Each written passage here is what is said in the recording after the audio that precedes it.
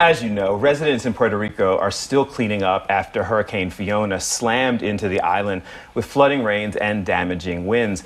Half of the U.S. territory doesn't have still running water, and more than 1 million people are without electricity. It's something we need to continue to cover, talk about, and see how we can help. And so joining me now is Dominic Moret from Puertorriqueno to talk about how his organization and others here in Philly can help. And we appreciate you joining us this morning. It's a pleasure to be here.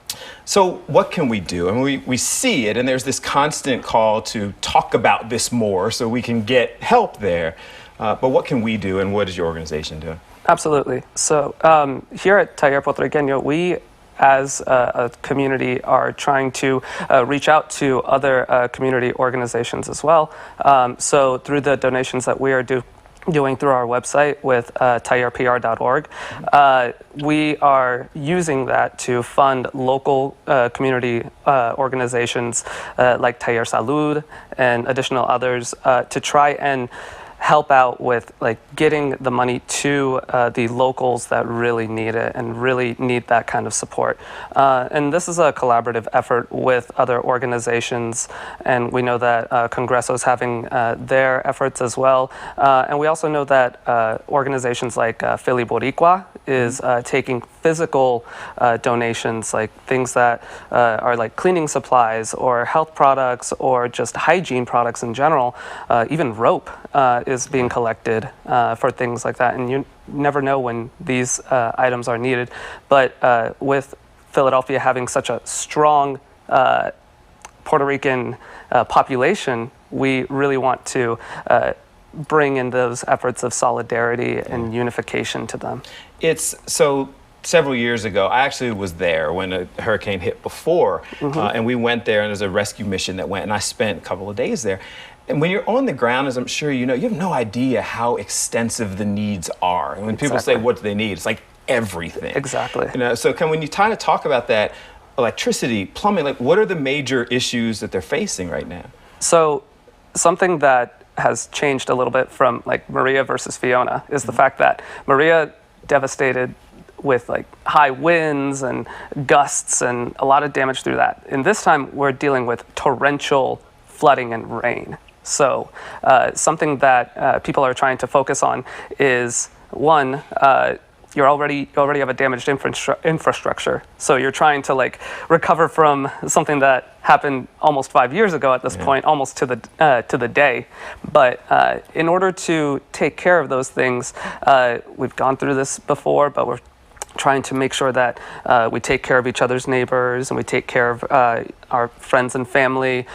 We reach out to locals when it comes to whether or not they're getting power or resources that maybe we were not as fast to get to last time, but this time around, instead of it being a year long without power, we're trying to get it within like a few days, get generators out there, get just supplies, whatever it is that we can do.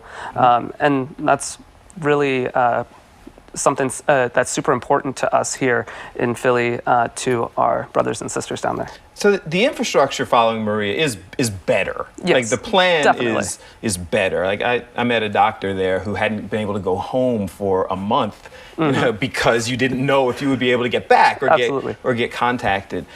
So it is getting better. But this has touched so many people personally. Has it impacted you personally as well? Yes. So I was having a conversation with a friend of mine, and we were talking about families and all that stuff, about how, once again, the differences with Maria have been happening versus Fiona, and how we were making calls about like, okay, is this person okay? Is this person dealing with flooding and so on and so forth? This was happening, I think we have just made a few more calls yesterday even, where we were just checking in on people, making sure that some people we know have gotten power, some people that we know have gotten at least some form of shelter. And it's an emotional time because, we don't want to have situations where we're looking up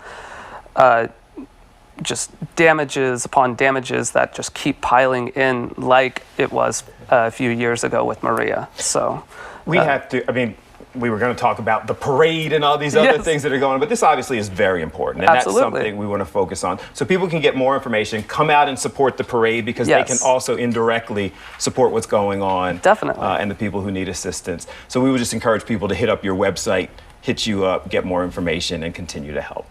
Yes, thank We you so thank much. you. Like, it's a lot, and we appreciate what you're doing. Absolutely. Information on the screen for people to help out and get more information. So thank you.